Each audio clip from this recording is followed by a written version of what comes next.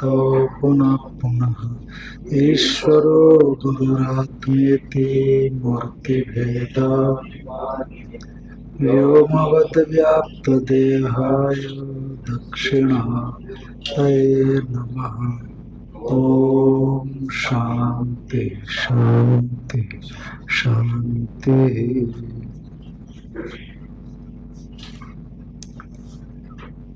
श्रीमद् भगवद गीता का दूसरे अध्याय के स्थित प्रज्ञ का लक्षण, उसके अंतिम एवं द्वितीय अध्याय के अंतिम पड़ाव पर हम लोग हैं। विद्वान का कर्म में अधिकार नहीं है, क्योंकि उसके अविद्या की निवृत्ति हो जाने से अविद्या जनित जो भेद है, क्रिया कारक फल भेद, इसकी निवृत्ति हो गई है। तो फिर उसका अधिकार किस में हो सकता है? इस प्रकार की आशंका होने पर उसका समाधान दे रहे हैं।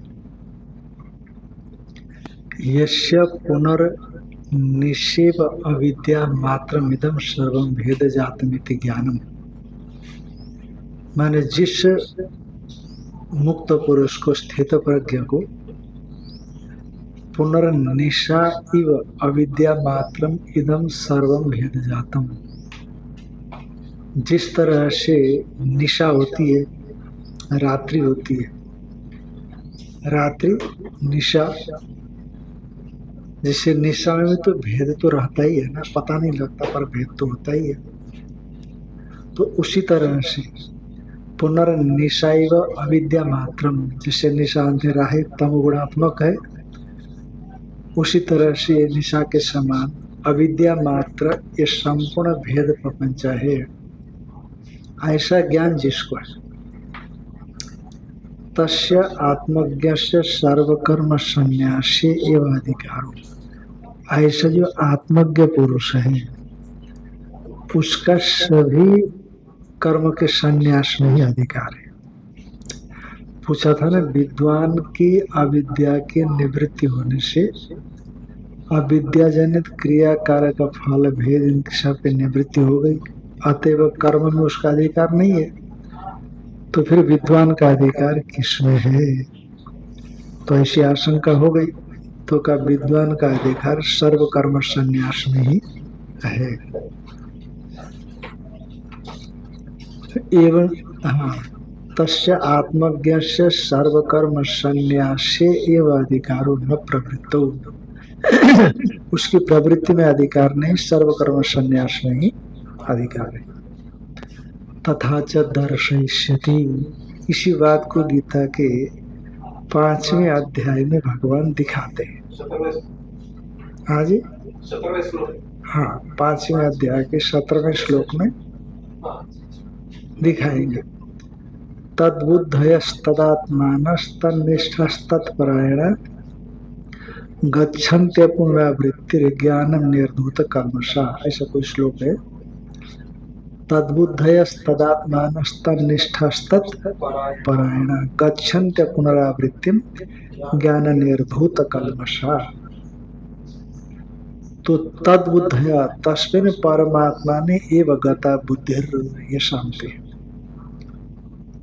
तस्मिन् परमात्माने एव गता प्राप्त बुद्धिर ये शांति, उनकी बुद्धि सिर्फ परमात्मा में ही है, अन्य किसी चीज में नहीं। और तदात्मान, तद एव माने पर ब्रह्म, परम ब्रह्म एव आत्मा ये शांति। तद आत्मा लिखा है ना, 2 पद है। तद माने पर ब्रह्म एवं आत्मा स्वरूपम यस्य, परमात्मा ही जिसका स्वरूप होगा।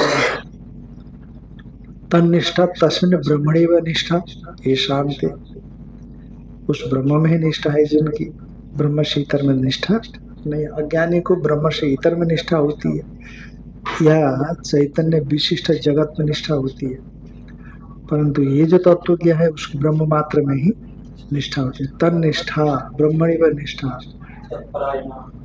और तत्परायण माने ब्रह्म में ही उसका आश्रय, ब्रह्म एवं परम अयनम आश्रय ये शांति। ब्रह्म ही परम आश्रय है, अभिनिवेश का विषय ब्रह्म में है। तन्निष्ठास्तु गच्छन्ते पुनरावृत्ति, वो अपुनरावृत्ति को प्राप्त करते हैं, माने मुक्ति को प्राप्त करते हैं, मोक्ष को प्राप्त करते हैं। क्योंकि ऐसे लोग ज्ञान निर्धूत कल्मषा, ज्ञान से संपूर्ण पापों को उन्होंने क्या कर दिया है, निर्धूत कर दिया है, नष्ट कर दिया है, बाधित कर दिया है। इत्यादि न ज्ञाननिष्ठायाम तस्याधिकारम दर्शयिष्यति भगवान। तो भगवान इस प्रकार से ज्ञान निष्ठा में उनका अधिकार को दिखलाते हैं, इसीलिए कर्म में उनका अधिकार नहीं बनता। तो तत्रापि प्रवर्तक प्रमाण अभावे प्रवृत्ति अनुपपत्ति इति चेत, उस आत्मा के याथात्म जो स्वभाव है, स्वरूप है, ज्ञान है, उस ज्ञान में भी तो प्रवर्तक प्रमाण तो है ही नहीं, विधि होना चाहिए ना। जैसे ज्योतिष्ठोमेन सुरगामो यजेत, यजते विधि ज्योतिष्ठोम कर्म में साधक को लगाती है, और संध्या उपासित, उपासित विधि संध्या कर्म में लगाती है। उसी तरह से यहाँ पर भी कोई विधि होनी चाहिए, प्रवर्तक प्रमाण होनी चाहिए। तत्रापि आत्मा के ज्ञान स्वरूप में, निष्ठा में, यथार्थ बोध में यदि प्रवर्तक प्रमाण नहीं है, विधि नहीं है, कर्म में विधि होती उस तरह से प्रवृत्ति अनुपपत्ति थी चेत, तो साधक की प्रवृत्ति नहीं बन पाएगी थी चेत, नो, ऐसी बात नहीं है। स्वात्म विषयत्वात् आत्मज्ञानस्य, जो आत्मज्ञान है स्व विषय है। जैसे जहां भी विधियां होती है ना, पर विषय होती है। सुर कामो यजेत, पुत्र कामो यजेत, धन कामो यजेत, पर यह स्व विषय है। आत्मा, मुक्ति, स्वरूप साक्षात्कार, ये स्वात्म विषयत्वात् आत्मज्ञान से, इसलिए वहां पर कोई विधि की आवश्यकता नहीं पड़ती है। और वो जो भी साध्य विषय होता है, ये साध्य नहीं, स्वरूप विषय है। साध्य नहीं बल्कि स्वरूप विषय है। साध्य माने साधितुम योग्य साध्य, उपासना से, कर्म से हम जिसको साध्य सिद्ध करते हैं, प्राप्त करते हैं। पहले हमें अप्राप्त था, अदृष्ट उत्पन्न के माध्यम से उसकी प्राप्ति करते हैं, मानो उत्पन्न करते हैं, हम इस तरह से उत्पन्न करते हैं। परमात्मा ने तो बनाया ही, पर हम जब तक हमारा अदृष्ट नहीं होगा तब तक हम उसको पा नहीं सकते। परंतु जो आत्मस्वरूप है वह स्व से भिन्न विषय नहीं है, स्वरूप विषय, ऐसा नहीं है। तो इसीलिए क्या कहते हैं कि आत्मा की चाह को कामना की कोटि में नहीं रखते, आत्मा की चाह को कामना की कोटि में नहीं रखते हैं, क्योंकि हमने अपने को प्राप्त किया है ना, प्राप्त है, आत्मस्वरूप प्राप्त है। पर उसी प्राप्ति की प्राप्ति है, माने जो प्राप्ति में अप्राप्तित्व की भ्रांति है, ब्रह्म में जो अब्रह्मत्व की भ्रांति है, उसकी निवृत्ति मात्र आत्मज्ञान की जरूरत है। इसलिए ब्रह्म को पाने की इच्छा को इच्छा के कोटि में नहीं रखते। आत्म विषयत्वात् आत्म, स्वात्म विषयत्वात् आत्मज्ञानस्य, तो इसको स्पष्ट करते हैं, नहीं आत्मनः स्वात्मनि प्रवर्तक प्रमाण अपेक्षता, आत्मत्वादेव तद अंतत्वाच्च सर्व प्रमाणानां प्रमाणत्वस्य। नहीं स्वात्मनि माने अपने स्वरूप में, आत्मा में, स्वस्वरूप में प्रवर्तक प्रमाण अपेक्षता, प्रवर्तक प्रमाण की अपेक्षा वहां पर नहीं रहती, क्योंकि आत्मत्वादेव, क्योंकि सब का प्रवर्तक प्रमाण का भी आत्मा स्वरूप है। हर कोई स्वरूप में ही प्रतिष्ठित होकर के व्यवहार कर रहा है, आत्मा में ही सत्य में केंद्रित होकर के सब व्यवहार कर रहे हैं, आत्मा में ही केंद्रित होकर के सब व्यवहार कर रहे हैं।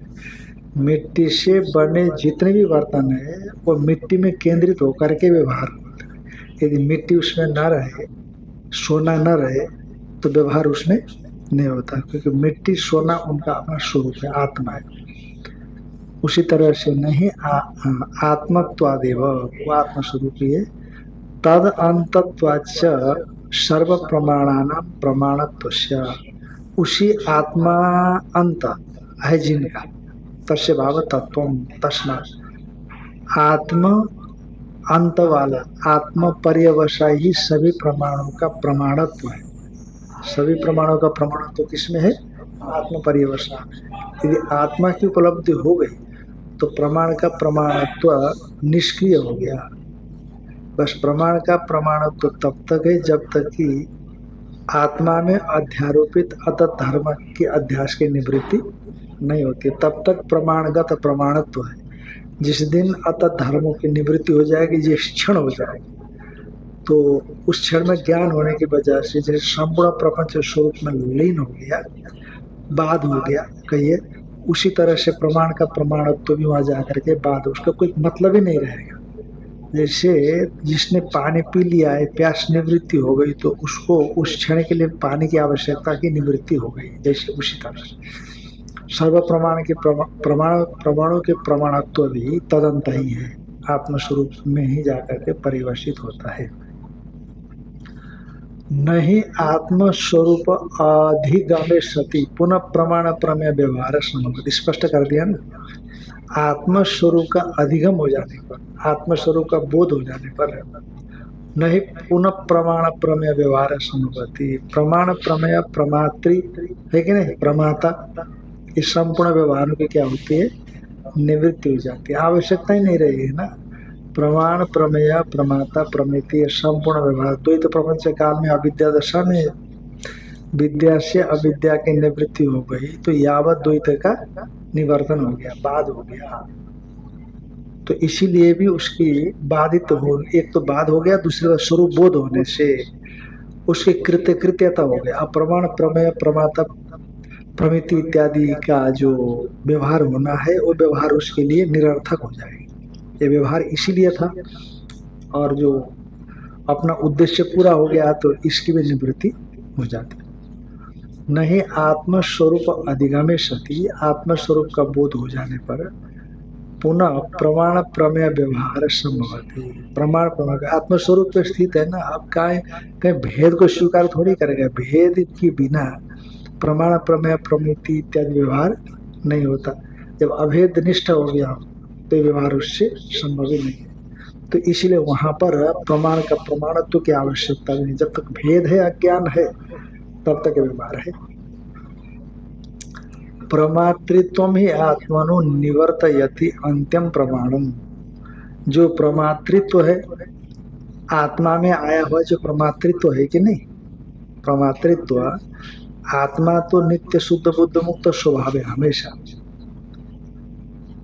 पर अंतःकरण में, अंतःकरण को लेकर के आत्मा में प्रमातृत्व आ गया, कर्ता भोक्ता इत्यादि आ गया है। तो जब अंत्य प्रमाण अखंडाकार वृत्ति तत्व साक्षात्कार, उसके द्वारा प्रमातृत्व की क्या हो गई? निवृत्ति हो गई। प्रमाता माने चेतनगत जो प्रमातृत्व है उसकी निवृत्ति हो गई। चेतन तो बना रहेगा, से घटाकाश में घट की निवृत्ति हो गई, पर आकाश तो बना रहता है।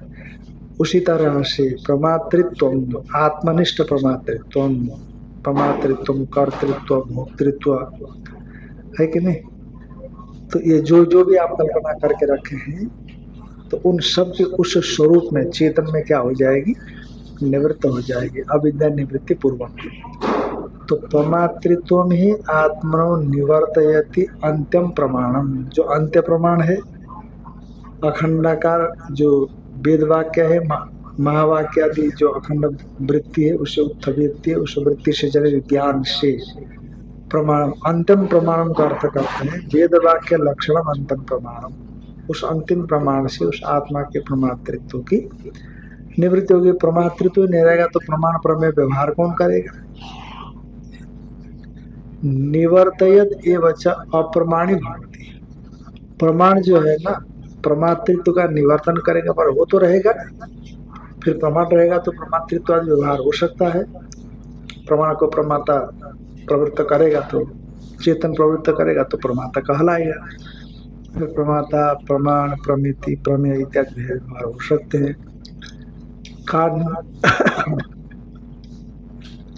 प्रमाण प्रमातृत्व की निवृत्ति करता हुआ निवर्तयत एवच प्रमाणम, प्रमातृत्व का निवर्तन करता हुआ ही प्रमाण अप्रमाणी भवति, वो स्वयं भी दग्धेन दग्धेन दग्ध ईंधन अनलवत, दग्धेन धनालवत, जैसे दग्ध ईंधन होने पर अनल अपने आप ठंडा पड़ जाता है, उसी तरह से ईंधन स्वरूप प्रमाण, वेदांत वाक्य जनित प्रमाण तत्व साक्षात्कार, उसके द्वारा ईंधन रूप अविद्या की निवृत्ति पूर्वक प्रमाण की भी, क्योंकि प्रमाण से निवर्तन कर दिया। प्रमाण का ईंधन क्या था? प्रमाण रूप ईंधन का, प्रमाण का ईंधन था अविद्या। अविद्या निवृत्ति हो गई तो प्रमाण रूप अग्नि का ईंधन जो अविद्या थी, अविद्या के निवृत्ति पूर्वक ईंधन खत्म होने से अग्नि के समान अविद्या ईंधन खत्म होते प्रमाण भी अप्रमाणी हो जाता है। जैसे स्वप्न काल प्रमाणम इव प्रबोधे, स्वप्न काल में तो प्रमाण प्रमिति प्रमेय इत्यादि व्यवहार हो रहा था, स्वप्न काल में ये सब भेद ज्ञान हो रहा था कि नहीं? तो स्वप्न काल प्रमाण प्रबोधे, प्रबोध में जैसे स्वप्न काल प्रमाण अप्रमाण हो जाता है, उसी प्रबोध में आने के बाद उसी तरह से साक्षात्कार होने के बाद जो व्यवहारिक प्रमाण है वो भी अप्रमाणित हो जाते हैं।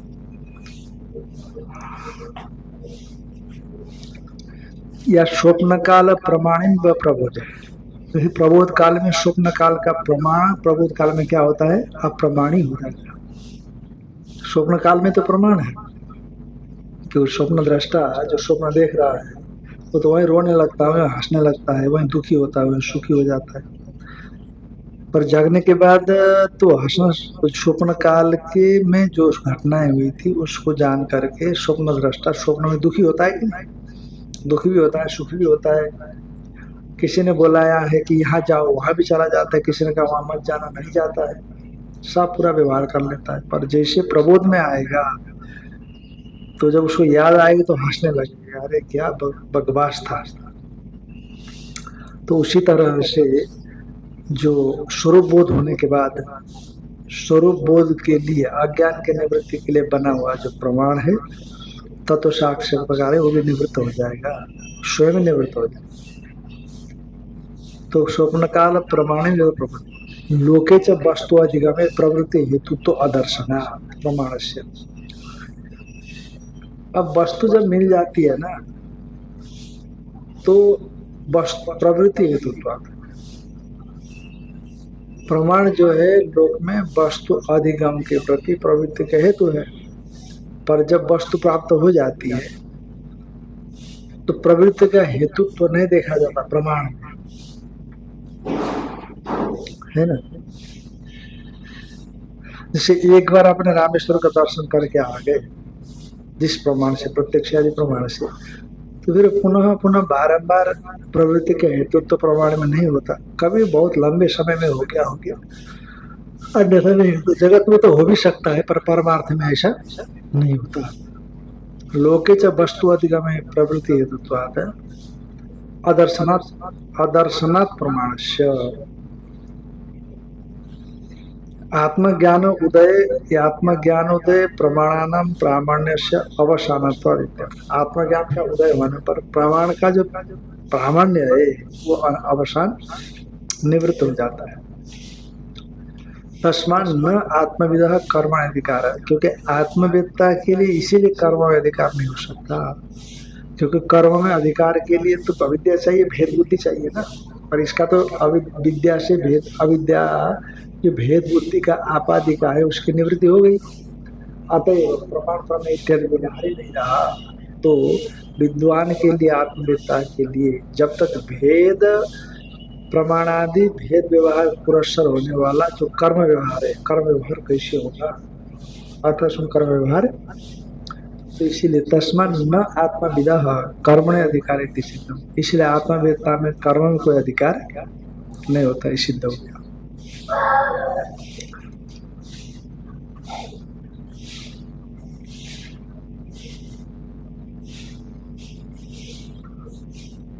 विदुषत् त्यक्तेषणस्य स्थित प्रज्ञस्य यतेरेव मोक्ष प्राप्तिर न तो असन्यासिनः कामकामिनः इति एतम् अर्थं दृष्टान्तेन प्रतिपिपादयिष्यन्ः। कि जो विद्वान है, जिसने संपूर्ण पुत्रेषणा वित्तेषणा लोकेषणा का परित्याग कर दिया है, ऐषणस्य, और स्थित प्रज्ञा से उसका विशेष हो गया स्थित प्रज्ञा। स्थित प्रज्ञा वाला वो कौन है, उसका भी विशेष हो गया यति। स्थित प्रज्ञा जो यति है, जो त्यक्तैषणा है, और जो विद्वान है उसका मोक्ष प्राप्ति, उसकी क्या होगी, मोक्ष की प्राप्ति हो जाती है। न तो असन्यासी न काम कामिना, जो असन्यासी है, कामनाओं को ही जो चाहने वाला है, काम्यन्ते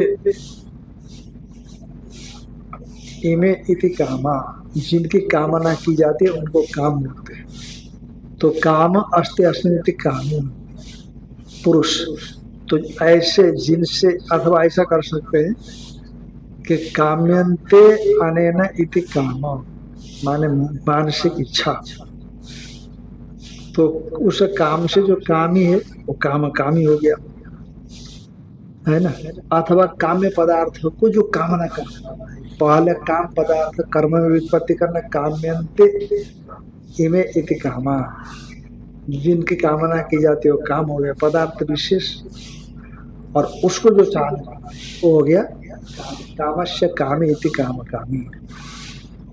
न तो काम कामी न, असन्यासी जो कामनाओं को चाहने वाला है उसकी मोक्ष की प्राप्ति नहीं होती है, क्योंकि कामना को चाह रहा है तो उसकी चाह तो कामना में केंद्रित है, तो चाह के अनुसार कामनाओं की प्राप्ति करेगा।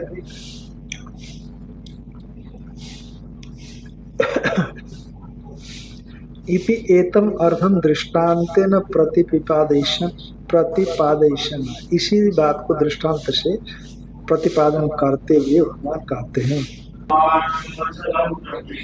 समुद्रमापः प्रविशन्ति यद्वत्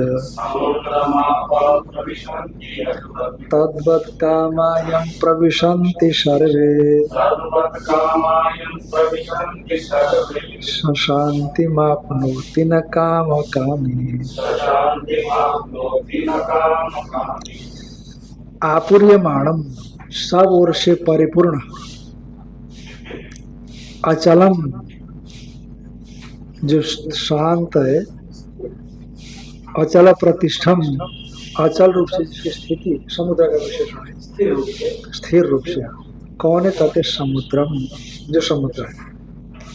आपूर्यमाणम, सब ओर से परिपूर्ण है, जल है ना। और अचल प्रतिष्ठम, बिना चलायमान हुए अपने स्वरूप में जो स्थित है, समुद्र। समुद्रम कौन, समुद्र में सागर, उसको द्वितीय का एक वचन है, आपूर्यमाणम अचल प्रतिष्ठम समुद्रम एक, तो उस समुद्र को आप एक करता है। आप माने जल, नदियां जो तरतर की नदियां नहीं होती समुद्र, उनको सबको जल से उपलक्षित कर लेना।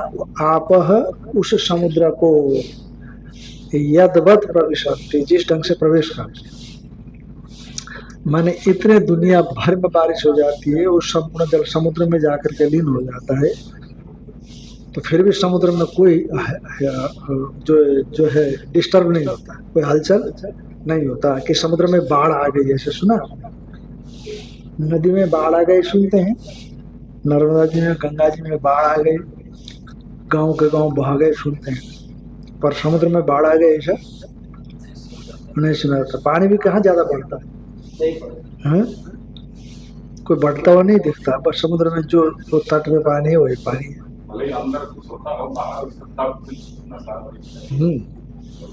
तो यानी समुद्र एकदम अपने स्वरूप में है, मतलब शांत का मतलब ऐसे शांत नहीं लेना, वैसे तो बीच में समुद्र शांत होता है, बोलते अंदर बाहर थोड़ा लहरें निकलती रहती। तो समुद्र जैसे इतने जल के आकर के समुद्र में गिरने के बाद भी समुद्र जिस प्रकार से रहता है, यद्वत् तिष्ठति, जिस प्रकार से समुद्र रहता है अपने स्वरूप में रहता है, अपने तटों का उल्लंघन नहीं करता। और कोई भूगर्भीय हलचल हो गई तो बात अलग है, विशाल भूगर्भीय हलचल हुई तो उसको लेकर के अलग बात है। यूं अपने स्वरूप में समुद्र रहता है, तो समुद्र प्रतिष्ठम, प्रतिष्ठित रहता है। तद्वत कामा, उसी तरह से जो कामनाएं हैं, काम, क्रोध, ईर्ष्या, राग, द्वेष, लोभ, पूर्व संस्कारों से जिसके अंदर में पैदा हुए, वो कामनाएं जो भी है वो सर्वे यम प्रविशन्ति। कामा सर्वे, कामा का विशेष में संपूर्ण कामनाएं यम प्रविशन्ति, जिसमें प्रवेश कर जाते हैं, जिसको प्रवेश कर पाते हैं, वो जो तत्व पुरुष है सशांति में आपनोति। कामनाओं के प्रवेश से भी उसको अशांति नहीं होती, वो शांत ही रहता है। क्या आया क्या गया, का ऐसे को ऐसे ही होता है। क्या बोलते हैं, ऐसे को ऐसे ही होता है। तो सशांति में आपनोति न काम काम है, जो कामनाओं का संग्रह करने के अभिलाषा से परिपूर्ण है, ऐसे कामनाओं को, काम्य पदार्थों को चाहने वाला कामी है, वो कभी शांति को प्राप्त नहीं करता है। पर ऐसा चारों ओर से समुद्र, चारों ओर से परिपूर्ण अचल प्रतिष्ठित समुद्र को जिसे संपूर्ण जल आकर के प्रवेश कर जाता है, तो उसमें कोई हिलना डुलना या अपने तटों का उल्लंघन करना, अतिक्रमण करना समुद्र, नहीं तो समुद्र अतिक्रमण कर दे नदियों की तरह तो बड़ा कितनी मुसीबत आ जाए, है कि नहीं। और जैसे देखा आपने समुद्र में से ज्वार आ गया, नौका उठने लगी, ज्वार आ गया, नौका उठने लगी, हम लोग तो आगे निकल गए, इधर पता नहीं कहां तक पानी भर गया होगा विमलेश्वर में।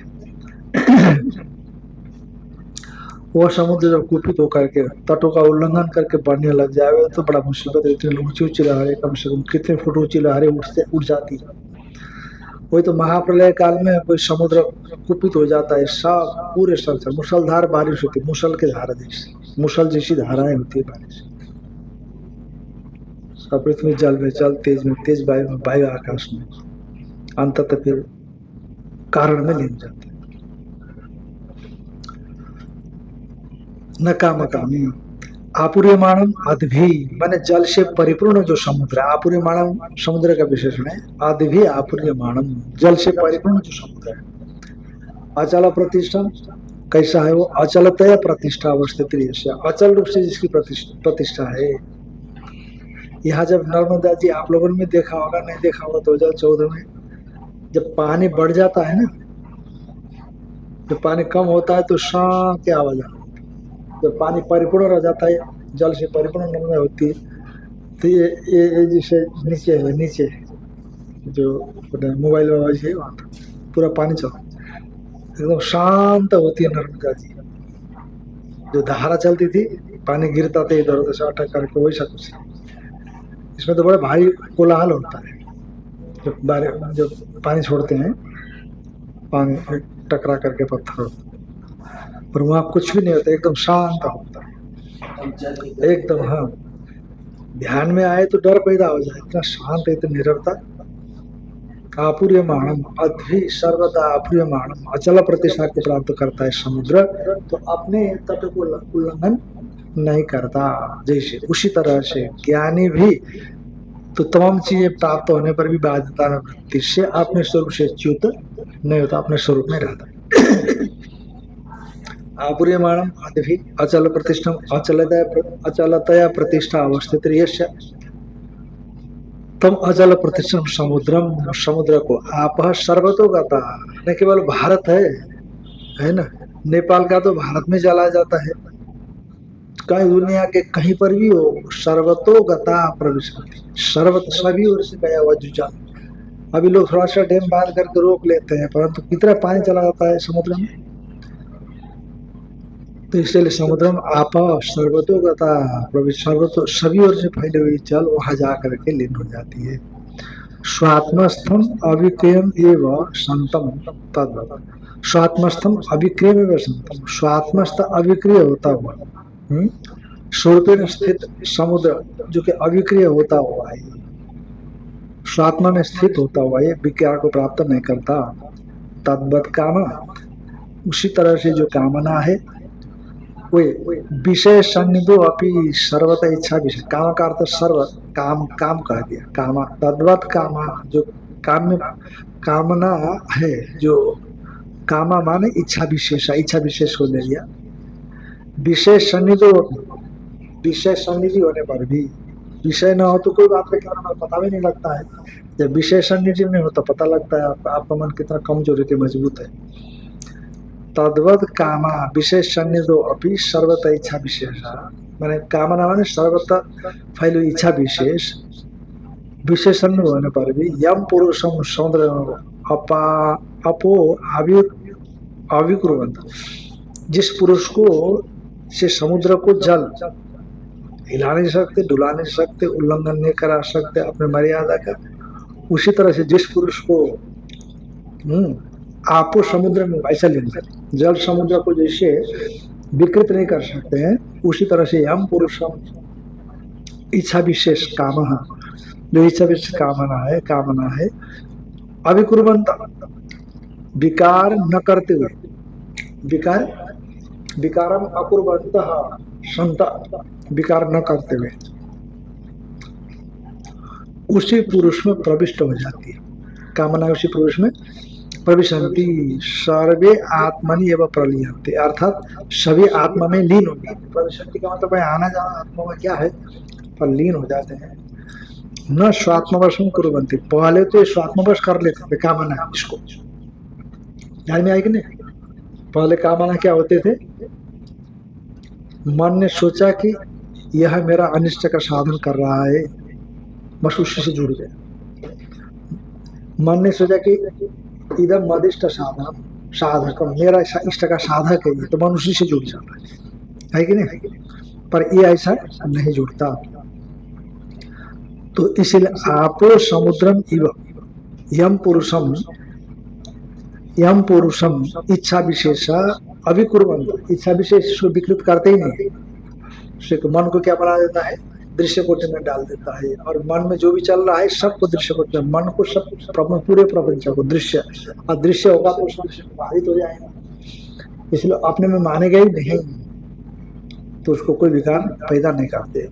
सर्वे आत्मनि व प्रलीयंते, उसको दूसरे शब्द में कहा सभी आत्मा में कल्पित होने से, अध्यस्त होने से मिथ्या हो गए।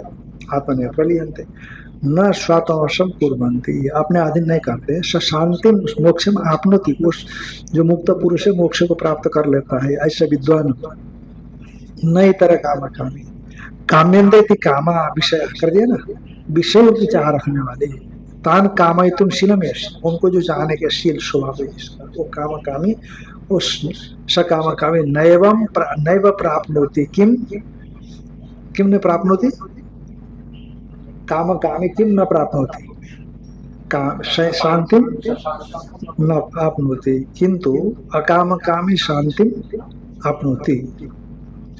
यस्माद एवं तस्मात, चूंकि ऐसा है इसीलिए आपको क्या करना है,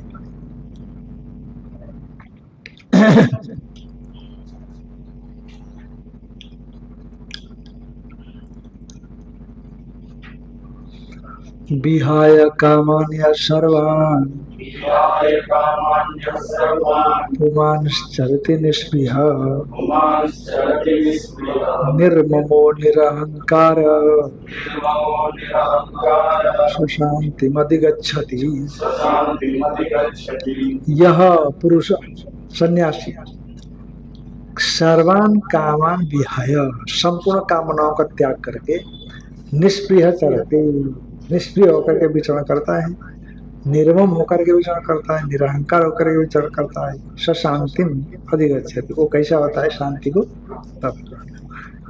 विहाय, विहाय माने परित्यज कामान, माने संपूर्ण कामनाओं का परित्याग कर दिया।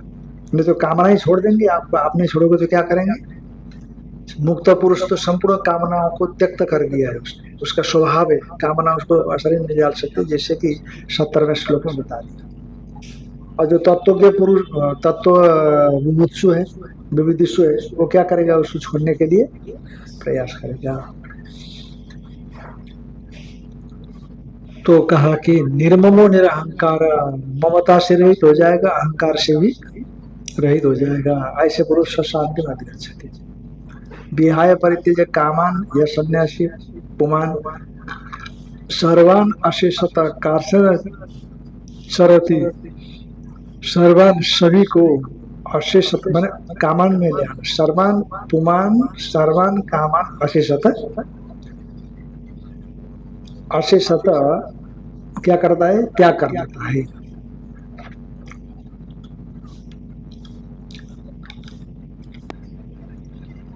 तो इसलिए क्या करता है, वो संपूर्ण कामनाओं को त्याग दिया, तो फिर जीवन मात्र चेष्टा भी नहीं हो सकती है। कहते हैं जीवन मात्र चेष्टा वो कर लेता है, वो अपने स्वभाव से कर लेता है, आदत से कर लेता है। जीवन मात्र चेष्टा स्वभाव से ही कर लेता है। तो जीवन मात्र चेष्टा शेषा परिरति, जीवन मात्र चेष्टा शेष होकर के भ्रमण करता है। निष्प्रिय माने शरीर जीवन मात्र पे निर्गता स्पृहा, इससे शरीर के जीवन मात्र में भी जिसकी स्पृहा इच्छा खत्म हो गई है, चाहे रहे चाहे चला जाए, चाहे रहे चाहे चला जाए, इसे जीवन मात्र शरीर शरीर धारण करने मात्र के लिए भी उसके अंदर में कोई इच्छा नहीं है। निष्प्रिय शरीर जीवन मात्र पे निर्गता स्पृहा, शरीर जीवित रहे इस विषय में उसकी कोई स्पृहा नहीं है। कोशिश करेगा, वो ऐसा कोशिश करेगा, निर्भय रहने की कोशिश, अभयम सत्य संशुद्ध ज्ञान योग व्यवस्थित राम नमस्य, जैसे अभयम पहले आएगी ना दैवी गुण में, अभयम अभय अभयत्व के लिए प्रयास करेगा, और क्योंकि अभय का अभ्यास नहीं करेंगे तो उसको भय हो जाएगा, इसलिए एकांत सेवन की भी जरूरत बताई, एकांत सेवन की भी जरूरत बताई। नहीं, सिंह व्याघ्रादि की जगह पर नहीं जाएगा एक, और सिंह व्याघ्रादि में भी तो आप उतना ऊंची स्थिति में पहुंच गए हैं तो आप ही की तो सत्ता है वहां पर भी। सिंह व्याघ्रादि तो आपके सहयोगी बन जाएंगे कितने बार, नहीं तो आपके विघ्न कारक नहीं बनेंगे। हाँ, और जो साध्यावस्था में है वो साध्यावस्था में प्रयास करेगा, थोड़ा अपना बचाव भी करेगा, ऐसा नहीं शेर तो शेर ही होता है ना, थोड़ा नहीं जाना, और इतना डरना भी नहीं है कि नहीं। अब पीछे से श्मशान घाट है पीछे, तो कभी कभी जाकर के देखना चाहिए ना रात बेरात, कभी तो निडरता तभी आएगी आपको, कभी जाते ही नहीं है तो निडरता कैसे आएगी, अभ्यास भी तो करना पड़ेगा निडरता का। आपको तो मुक्त होकर के निडरता आएगी वो ठीक है, अभी यदि डरने का अभ्यास पहले से रहा है तो मुक्त होने पर भी बाधिता तुझसे डरेगा इसीलिए निष्प्रिय शरीर जीवन मात्र भी निर्गता स्पृहा, निष्प्रिय किसमें चरति माने चर गति भक्षणी धातु है ना, चेष्टा करता है, चेष्टा करना, चेष्टा करना, और निष्क्रिय होकर शरीर के लिए भी ना सोचना, तो नहीं, शरीर क्या कह रहे हैं, जीवन शरीर जीवन मात्र पे निर्गत स्पृहा तो नहीं है, पर अभी उसकी जो मूल उद्देश्य है पूरा नहीं हुआ, इससे भिक्षाटन आदि वो करेगा। ऐसा क्या है ना कि जीवन मात्र चेष्टा शेषा पर्यटती, जीवन मात्र चेष्टा शेष होकर के पर्यटन करता है, भिक्षाटन आदि करता है वो, पर जो मुक्त हो गया है, तो दोनों बातें एक साथ ही ऐसा कहने का तात्पर्य नहीं, स्थित प्रज्ञ में तो दोनों ही नहीं है, मान जो विविधिशु है ना उसमें है, माने इसका अभ्यास करेगा, जीवित शरीर जीवित रहे ऐसी कामना भी नहीं रखेगा, मतलब स्पृहा नहीं रखेगा, नहीं तो ऐसा नहीं होगा। जैसे मान लो कि एक तो होता है कि जीवन को बनाए रखने के लिए एक भारी चेष्टा करता है, प्रयास करता है, स्पृहा रखता है, स्पृहा नहीं रखता है पर वो भिक्षाटन आदि कर लेता है, क्योंकि ताकि जीवन चलता रहेगा तो साधना होती रहेगी। इस प्रकार से उतने में रखने में क्या दिक्कत है, भिक्षाटन आदि करेगा और अन्य अपेक्षा नहीं है उसके अंदर, सिर्फ साधन भजन चिंतन करने मात्र के लिए जीवन का चेष्टा वो करता है, वो भी स्वभाव से करता है, पहले से करता हुआ आ रहा है उसी ढंग से करता है, पर उसका बहुत अभिनिवेश उसमें नहीं है। शरीर जीवन मात्र पे निर्गता निर्मम शरीर जीवन मात्र आक्षिप्त परिग्रहे मम इदम इति अभिनिवेश वर्जित इत्यर्थ। मैंने शरीर को चलाना है, शरीर को चलाने भर के लिए कुछ कुछ साधन हो सकते, भिक्षा पात्र हो सकती है, भिक्षा पात्र होगा, पानी पीने के लिए कमंडल होगा, नहीं होगा तो उसमें भी ये मेरा है इस भाव से रहित हो जाता है। उतना संग्रह है इसके पास पर ये मेरा है इस प्रकार के भावों से वो रहित है। तो स निष्क्रिय, स निर्मम, माने शरीर जीवन मात्र, शरीर को जीवन मात्र के लिए आक्षिप्त जो परिग्रह है, ये वस्त्र आदि है, कुछ भिक्षा पात्र इत्यादि है, ये उसमें भी मम इदम इति अभिनिवेश वर्जिता, ये मेरा ही अभिनिवेश से वो रहित। ठीक है महाराज, हम ले जाएंगे, ले जाओ भाई, कोई बात नहीं, ले जाओ। किसी ने कहा महाराज आपके चिप्पी को हम चाहते हैं, आपका कमंडल चाहते हैं, अच्छा भाई ले जाओ, कोई बात नहीं। ऐसे बहुत कम ही ले जाते हैं ऐसे महापुरुष का कोई मांग करके, तो कुछ दिखता ही नहीं, कुछ क्या मांगना उसके पास, तो ये लगता है कि उनकी लगते हैं तो योग ही ले जाएंगे, कैसे करेंगे, ये भाव आएगा उसके भीतर में, ऐसा संभावना कम है ऐसे महापुरुष के सामने। कोई छोटा मोटा नहीं ना, बड़ा अन्य हस्ती कोई हस्ती नहीं, ये हस्ती है, ये बहुत बड़ी हस्ती है जो जिसके विषय में चर्चा की जा रही है। उसके पास जाकर के सब को बताएंगे, और क्या, वो तो कोई लेकर के ही जाएगा उसके पास, उससे लेने के लिए, आशीर्वाद मात्र लेने के लिए आएगा, और अन्य कोई आवश्यक हो तो लेकर के जाएगा उसके पास।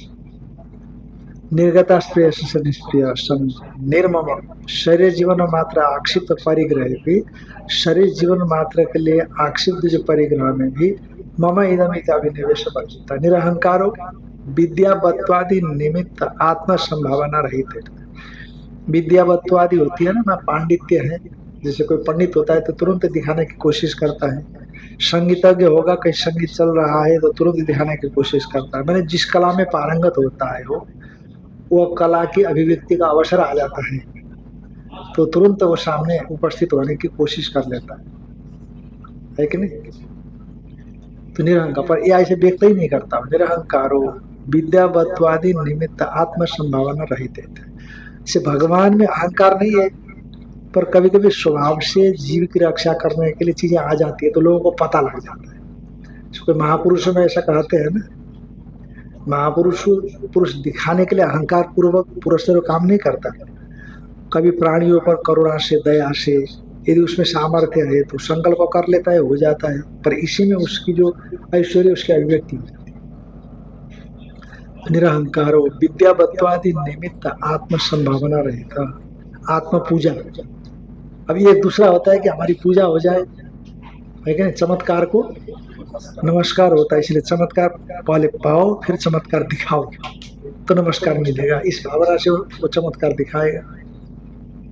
स एवं भूत स्थित प्रज्ञ ब्रह्मविद, इस प्रकार का स्थित प्रज्ञ ब्रह्मविद्ता शांति माने सर्व संसार दुख उपरम लक्षणाम निर्वाणाख्यम, संपूर्ण संसार रूपी दुख के उपरम लक्षण निर्वाणाख्य जो शांति है उसको अधिगच्छति प्राप्त होती, ब्रह्मभूतो भवति इत्यर्थ, ब्रह्मभूत हो जाता है। सा ऐसा ज्ञान स्तूयते, अब वही ज्ञान निष्ठा जिसके विषय में कही गई है अभी, स्थित प्रज्ञ से का भाषा समाज दिष्टस्य के सवा स्थित किम प्रभाषेत किम आश्रित ब्रजेत इत्यादि के द्वारा उस ज्ञान निष्ठा की स्तुति करते हैं, तो उसमें प्रवृत्ति के लिए ऐसा ब्राह्मी स्थिति ही पार्थ नैनां प्राप्य विमुह्यति स्थित्वा श्यामन्तकालेऽपि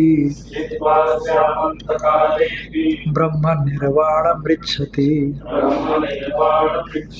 हे पार्थ, ऐसा स्थिति ब्राह्मी कहते हैं जो हमने वर्णन किया पीछे से लेकर के यहाँ तक, एनाम प्राप्य न विमुह्यति, जब ये ब्राह्मी स्थिति को उपलब्ध होता है कभी भी विमोह को प्राप्त नहीं करता, है कि नहीं। अब सत्संग में तो सत्संग सुना आपने, वेदांत पढ़ा तो लगा कि मैं ब्रह्म हूँ, अब चाहे कोई भी संसार का पदार्थ हमको हिला नहीं सकता, और जैसे पोथी बंद करके चले गए, चिंतन बंद करके चले गए, और जहाँ वो वस्तु मिली वहां पर वेदांत भूल गए और वस्तु अपने ऊपर हावी हो गई, ऐसा हो सकता है साधक के लिए, पर इस सिद्ध पुरुष के लिए ऐसा नहीं होगा। ये जो ब्राह्मी स्थिति को उपलब्ध हो गया है उसको कोई भी सांसारिक पदार्थ मोह को प्राप्त नहीं कर सकते। नहीं स्वात्मा राम विषय मृग तृष्णा भ्रमयति, आत्मा राम हो जाता है, आत्मक्रीड़ा आत्मरति, अकाम निष्काम, आपता काम आत्मा काम, ऐसा हो जाता है। तो अश्याम स्थित्वा, इस ब्राह्मी स्थिति में स्थित होकर के अंत काले पे, अंत काल में भी, अंत काल में तो व्यक्ति की बुद्धि डगमगा जाती है कि नहीं, अरे कितने पीड़ा, 1000 बिच्छू के डंक मारने के समान पीड़ा होती जब प्राण निकलने लग जाते हैं। तो उस काल में तो वो उसकी बुद्धि इधर उधर विचलित हो जाती होगी, ब्राह्मी स्थिति को उपलब्ध अंत काल के अंत काल में भी ब्रह्म निर्वाण में इच्छते, ब्रह्म रूप निर्वाण को ब्रह्म में वो स्थित रहता है, इधर उधर कहीं भी।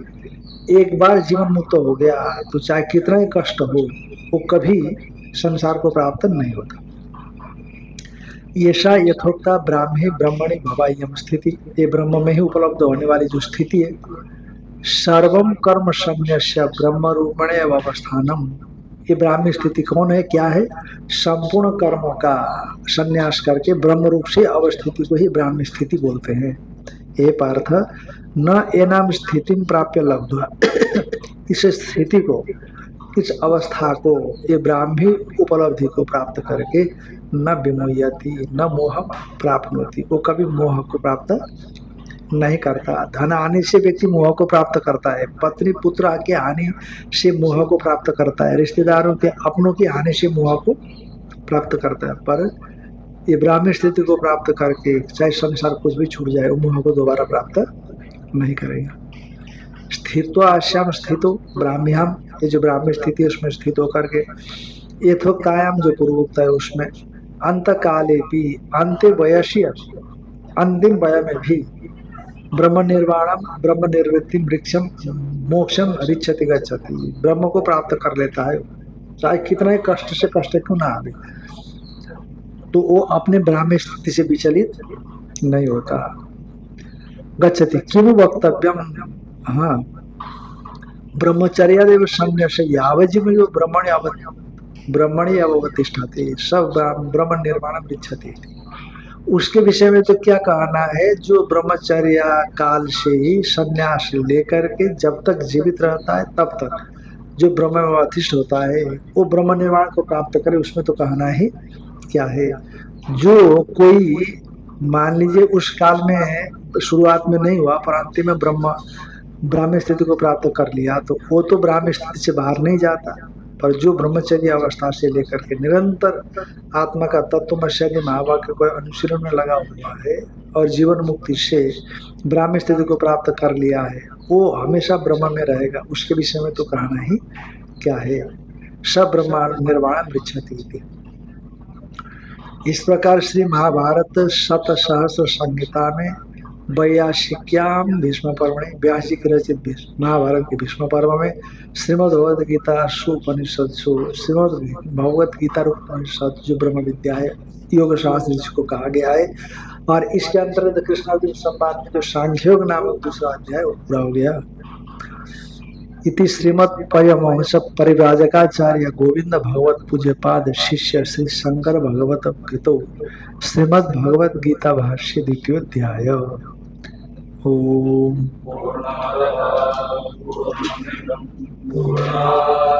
पूर्णमुदच्यते पूर्णस्य पूर्णमादाय पूर्णमेवावशिष्यते। ओम शांति शांति शांति।